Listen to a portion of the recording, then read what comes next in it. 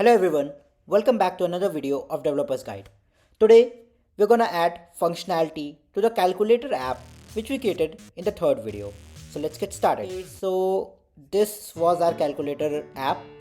Currently it only shows the UI part. Okay, so now we are going to add some functionalities. Okay, so how we are gonna do that? First we are going to create a stream. What is a stream? Stream is similar to that river stream that we see, beautiful river streams. Okay, but the difference here is that in those stream the thing that flows is water, but here the data flows through the stream. Okay, now there are three things which can be done. Okay, first is listen. We can listen through the stream of data, like any class which has been given access of the stream can listen to the data which is flowing in the stream. Second is we can change the data, or we can add more data to the stream. And the third is we can dispose that stream, or we can end that stream, okay, so that it cannot be used any further. So here is the official documentation of the stream class. Okay, sorry, this is stream subscription. Yeah, this is the official stream class, and this is the official documentation. You can find it here, and I'll provide the link in description. But as you can see, a stream provides a way to receive sequence of events. Okay, so you can, if you need more information, you can go on this website and you can read about it. Now the next thing that I want to tell you is stream subscription. What is a stream subscription? Whenever we try to listen to a stream, so it will return us a stream subscription object, similar to the subscription like we use Netflix. We need a subscription to listen or to see those movies. Okay, so same, we need a stream subscription object to read the variables, or to read the data in the stream. Okay, so let's get ahead and create a stream. So first we'll create a file known as key controller. First we are going to create two classes in this. One is key event. Okay, key event, what it does, it wraps the calculator key. Okay, any key which was pressed, it wraps it. Okay, so this looks fine. Now we have to create an abstract class. So what is abstract class? As you guys must know that abstract class cannot be instantiated directly like a normal class. Okay, it cannot be instantiated. It can only be basically extended from, and we can change the methods which has been defined in abstract class according to our needs. Okay, so this is a simple definition of abstract class. Sorry. And now what we're going to do is we are going to create a stream controller. Okay, now what is static? Static is a keyword which we use to define that it is a class variable. Now we are going to create a stream. Okay, we are going to create a function get stream which returns as a stream. Now we'll be creating an arrow function. Now we are going to create the final three functions which we'll be using. The first one is listen. Okay, so static stream subscription. Now as I've already told you about stream subscription object, what it does, it whenever we try to listen to a stream, it returns us a stream subscription object. Now the second function is our add function. Okay, so the name that we are going to give it is fire. Okay, and simple, we are going to give it a key event object. As you can see, we have created a key event object above. What it does is it wraps the keys pressed. So this would be a common object, and it would return whatever the key that we are pressing. Okay, and I'm really sorry, this is the code for here. Okay, I mistakenly added that there, and here it returns the event. Okay, it adds the event to the stream. Okay, so this what this does is this adds the current event. Okay, this event to our controller. Now we have to listen. For listening, the code is stream, okay, dot listen. This is done. Now we have to create a third and final function, that is static dispose, okay. And now let's call it controller dot close. Okay, so this is done, and our key controller is finally created. Okay, now what we're going to do is we're going to create our final class, okay, which is the processor class. Now all the mathematical operations, everything, all the function keys operation, all the buttons that we press that show up would be inside this processor class. Okay, the first thing, let me tell you what we're going to do is in our code there will be three things. One is operator, one is variable A, okay, and the second is variable B. So let's get started. This is operator, this is variable A, variable B, and this is result, whatever we'll store here. Okay, now we'll also create a local stream. Okay, again we'll create a stream. Okay, so let us name it, or let's just copy it from here. And yeah, let me tell you, this stream controller is in a built-in library called dart::async. Okay, so whenever you're using stream controller, you have to import it. This is very important, because without it you cannot use stream controller. Then again we have to create a stream subscription object. Okay, so let's get started. We'll create a function refresh. Okay, what this refresh does it, because we'll be creating a calculator app, because whenever we click equal to button, what we need to do is whatever the output which will be coming, like for example we'll be typing anything 5 plus 4. Okay, so if the output comes 9 when we press equal, we need that 9 to come at the place of variable A, and rest all things to go empty. Okay, so for that we have to pass in the stream what is the output. So we have to pass in the stream what is the result. Okay, because that is the only thing that we want to keep safe. So as you can see, we'll be using our fire function. We have to create the fire function and we have to get output. So let's get started. So first we'll be creating a fire function. So basically if the result is null, that means we have not performed any operation till now. So the result is equation. Okay, equation. Currently we have not created equation, but we will create it soon. Okay, and otherwise we're getting result. And as I've already told you how this ternary operator works in my previous video, if you have not checked it out right now, you can go ahead and check it out. And this does the work. Now we have to create equation. Okay, so let's again create one more getter function. Now what is equation? Basically val A plus, this plus is basically for concatenating the strings, adding two strings. Okay, because these are all not integers, these are just strings. And then we need operator, but there is a good chance that that operator may be empty. Okay, so what we are going to do is operator is not equal to null, and if it's null, then we are going to pass an empty string. Okay, so this does the work. Now the third thing that we need is our variable B. So let's get started, and for that again we need to check that val B should not be 0. Now let us call the dispose function. As you can see, the stream work is finally over.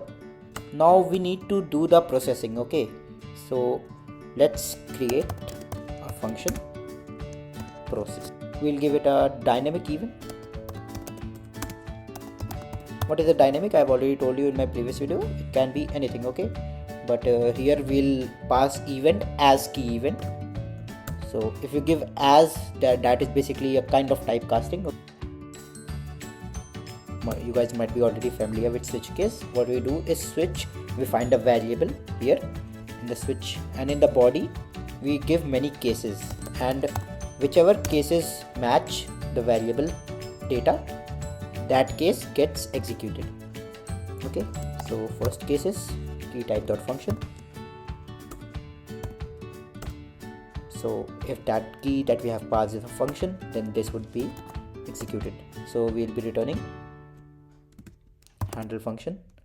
Currently handle function is not created, we'll create it soon. For this, first thing that we need to do is we need to check that whether val a is equal to 0, because if this is equal to 0 we don't need to do anything. Okay, because that means that user has not typed anything. So if user has not typed anything, then we need to do nothing. Okay, the second thing we need to do, so like if the result is not equal to null, like that means there is a operation which has been taken place. Okay, so what we're going to do is we're going to call a function known as condense. Currently we have not created this function, but what this function does is pass the current result, okay, to a stream.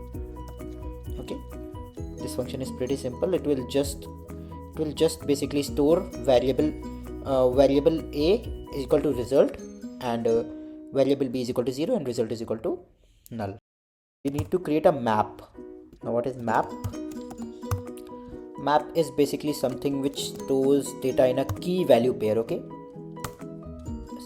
there's going to be a key and there's going to be its value. Okay, so currently the key is key symbol and the value is dynamic. So let's call this table. Okay, and let's start giving it values. Okay, so first is keys dot clear. Sorry, key will be capital. Keys dot clear, and we'll call a function known as clear, which is not currently created, but we will create it. Then we'll call table, and then we'll call key dot symbol. So what is the current symbol? We'll get according to that, and then this, because this is the function, and then we'll call refresh. Because we need to pass the whatever the result is in the stream. Now let's create a second function, which is handle operator. Okay, handle operator is created, and for doing that you can click Alt Enter and Option Enter on Mac. Oh, but we will do one more thing, because if key symbol, because there is one symbol known as equal to, so that if we are pressing equal to, then we have to calculate the result. If it's equal to button press, then we'll just calculate the result. For doing this, we'll create a function calculate. Otherwise, we'll just add that operator to the, we'll show that operator to the screen. And now let's create a final function, handle integer. Okay, final function for the module process. Then we have to create some sub functions also, but let's get started. Okay, so for this, first we'll be creating a local val. Okay, basically it will store only for this module. Then we have to check some things, like if operator is equal to null, we will be giving if val a is 0, because this is a string. Okay, so if val a is 0, then we'll be giving like we'll be just pushing the whatever the key we have pressed as a val a. Okay, so we'll be giving it the value of val, because val is the current local variable. Okay, but if it's not 0, so what we need to do is we need to concat the previous strings with the current string. Concat is basically adding. Okay, so what we'll do is we'll print val a plus val, because these are strings, so they'll just get on adding. They'll not show, like if we add 2 and then 3, so it will not show 5, it will show 23. Okay, so that's what we are doing here. in else we'll be giving it, we'll be giving the value to val b, and then we'll call our clear function. So let's create a clear function. As you can see here, in this function we'll just what this function does is it will revert the sign. Okay, so from here on let me copy from my previous code, because this is really simple, and I'll just copy and tell you guys how I did it. Okay, so let me just copy it from here, and from sign I'll just copy it till last. Okay, till condense, and I'll just tell you guys what I'm doing here, because this will save some time. So as you can see, everything is copy.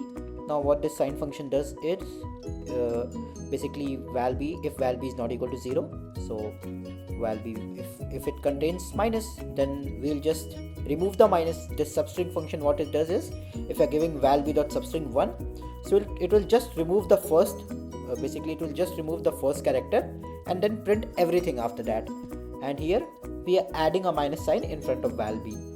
Okay, otherwise if val a is not equal to 0, basically just the same thing that as we did for val b, and then we are calculating a percentage. So double dot parse x, where basically what this does is we are converting the string to double, because for calculating percent we cannot calculate percent of strings, so you have to convert it into double, and then we'll again convert it into a string and then return it.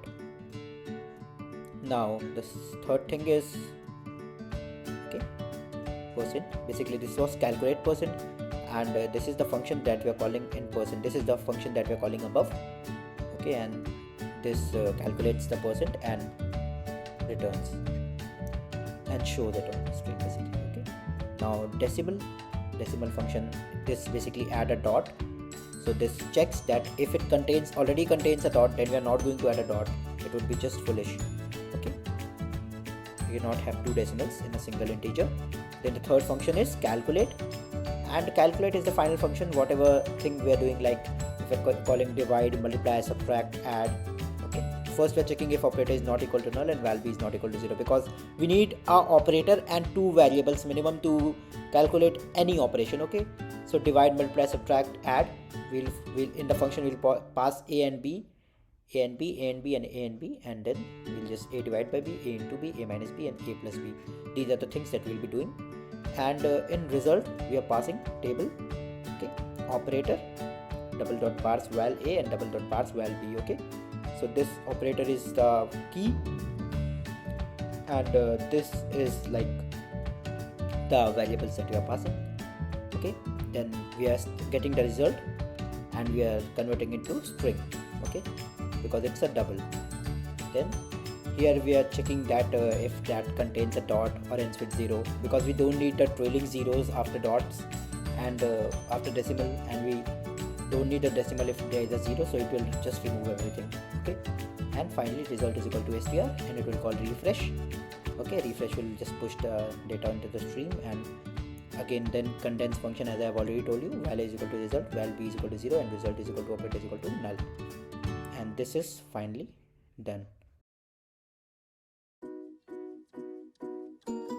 Okay, sorry, I was putting semicolons. I didn't see that. Yeah, so I was putting the semicolons, but we'll put commas. Okay, so finally our process work is done. Now we need to do some small changes in our calculator.dart. Okay, now what we need to do is we need to listen for the, like, whatever there's some changes in the, if there are any changes in stream, then we need to listen it over here. Okay, so let's get ahead and create a function known as init state. Now what this init state does is it whenever the first time our state is initialized, okay, so it calls it. Okay. Let me just copy this from here and paste it over here, because we need it inside here. There is no problem outside, but we don't, why to waste the scope. And let's call init state over here,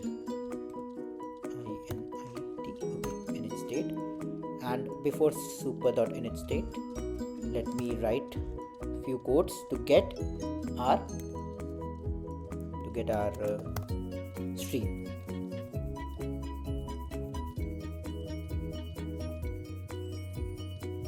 This time we need to set state.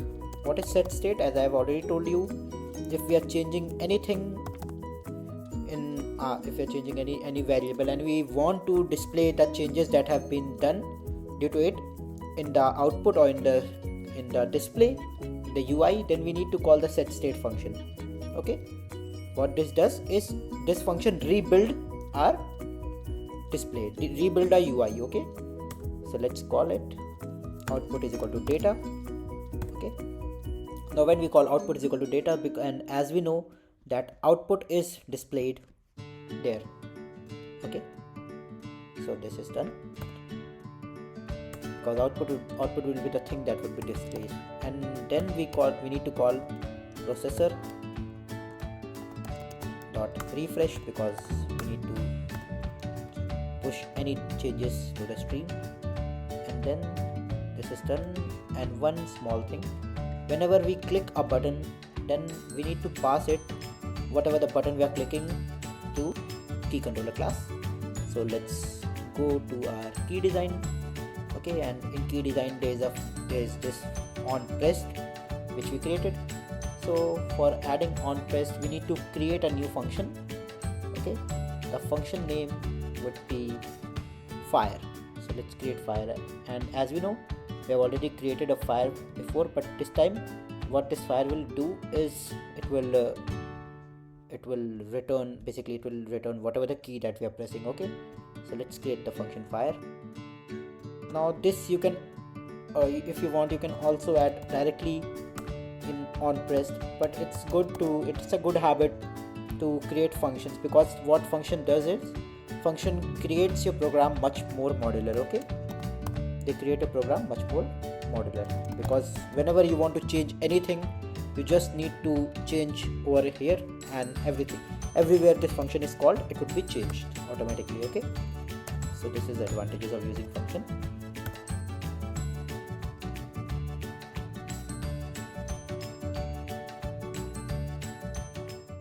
Okay, sorry guys, I have given a parenthesis here. This seems to be a problem because we don't need to give parenthesis here, we have to pass it directly. Now it will work just fine. This was the problem. I have given this into curly braces, but we don't need that curly braces right now. Okay, now there is result. Now here we need to call a fire function, but we also need to pass the key. So our current key is in the variable symbol.value. Okay, we'll pass symbol.value. We can just pass this, so not symbol.value, because this is currently the key, and we'll just do hot wheel.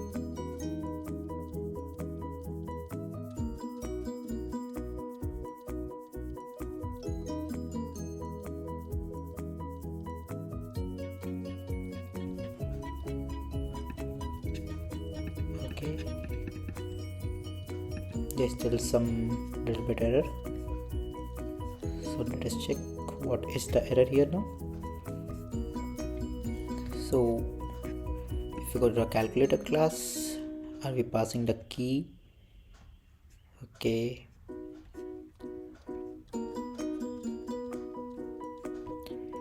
so let's check with the calculator. Okay, go to the calculator.dart, and here we'll pass this key in super.